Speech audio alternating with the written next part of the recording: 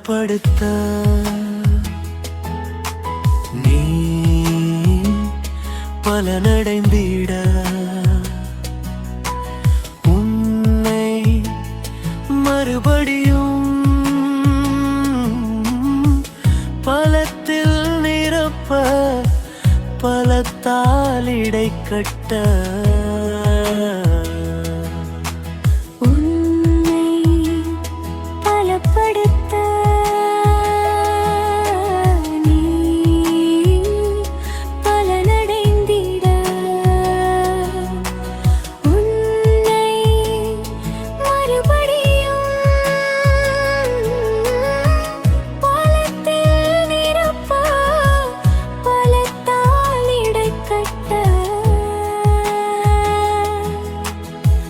கழுகுகளைப் போல் பலனடைந்து படைந்திட உன்னை மறுபடியும் பலப்படுத்துவேன். உன்னை மறுபடியும் பலப்படுத்துவேன். கழுகுகளைப் போல் பலனடைந்து பறந்திட உன்னை மறுபடியும் உன்னை மறுபடியும்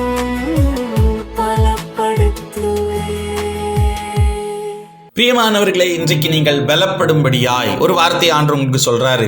பிரசங்கி 1:2 சொல்லுது, மாயை மாயை எல்லாம் மாயை. இன்னைக்கு நம்ம எதுல மாட்டிக்கிடுறோம் அப்படின்னா, எதுல பலவீனப்பட்டுறோம் அப்படின்னு சொல்லி சொன்னா, எதுல சிக்குண்டுறோம் அப்படின்னு சொல்லி சொன்னா, மாயை அப்படிங்கிற ஒரு பிம்பத்துல மாட்டிக்கிடுறோம். மாயை, ஃபேக். பாருங்க, எல்லார் கையிலையும் சோசியல் மீடியா இருக்கு, எல்லார் கையிலையும் மொபைல் இருக்கு, எல்லாருமே ஏஐ அப்படிங்கிற டெக்னாலஜி யூஸ் பண்றாங்க. இது எல்லாம் ரியலா அப்படின்னு சொல்லி கேட்டா, உண்மையா அப்படின்னு கேட்டா 100% கிடையாது. இப்போ என்னை போலவே ஆமாம், நான் அழகான ஒரு பிம்பத்தை உருவாக்கி விடுவேன். அது என்ன மாதிரி தான் இருக்கும். அது என்னை விட அழகா, நான் போடுற நம்ம சாதாரண ட்ரெஸ்ஸை விட நல்ல பிளேசர் போட்டு, நல்ல கோட் ஷூட் போட்டு, நல்ல விலை உயர்ந்த கார் பக்கத்தில் நிற்கிற மாதிரி என்ன ப்ரெசன்டேஷன் பண்ணும், என்ன காட்டும் மற்றவங்களுக்கு. ஆனால் அது உண்மையான்னு கேட்டால் 100க்கு 100 கிடையாது. அதை பார்த்து நான் கனவு கண்டுக்க வேண்டிதான். ஓ, இப்படிலாம் இருக்குது. நான் கூட நிறைய முறை அந்த ஏஐயில் என் ஃபோட்டோவை போட்டு ப்ராம்ப்ட்லாம் போட்டு பார்த்துருக்குறேன். அழகா என்னை ரொம்ப வித்தியாசமா, நான் ரொம்ப பெரிய கோடீஸ்வர மாதிரி, ஆமாம், ரோல்ஸ் ராய் கார் கூட நிற்கிற மாதிரி, பெரிய பெரிய ஆமாம் மாலில் நிற்கிற மாதிரி, நல்ல விலையூர்ந்த, அதாவது சாதாரணமாக ஒரு 2 லட்சம் 3 லட்சம் ட்ரெஸ்ஸு போட்டு நிற்கிற மாதிரி, ஆமாம், திடீர்னு சொல்லி ஈகிள் டவர் பக்கத்தில் ரொம்ப கேஷுவலாக ரொம்ப ராயலாக நிற்கிற மாதிரி என்னை கொண்டு போய் காட்டும். நான் அந்த ஈகிள் டவரை பார்த்துருக்க கூட மாட்டேன் வாழ்க்கையில்.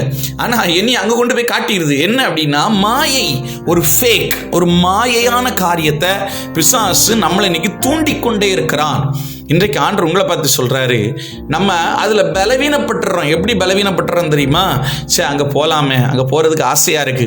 அப்ப அதை போறதுக்கு என்ன பண்ணலாம்? கடைசியில் ஆண்டவரை விட்டுறோம், ஜபத்தை விட்டுறோம், மற்ற காரியத்தை விட்டுறோம், மற்றவங்ககிட்ட இதை ஷேர் பண்றோம். பாருங்க, இப்படியெல்லாம் இருக்கு, அங்க போகலாம், அங்க நல்லா இருக்கும், நம்ம ஏயிலே அழகா இருக்கு, நம்ம நேர்ல போனா நல்லா இருக்கும் அப்படின்னு சொல்லி நாம் மாயையை பற்றி பேசிக்கொண்டே இருக்கிறோம்.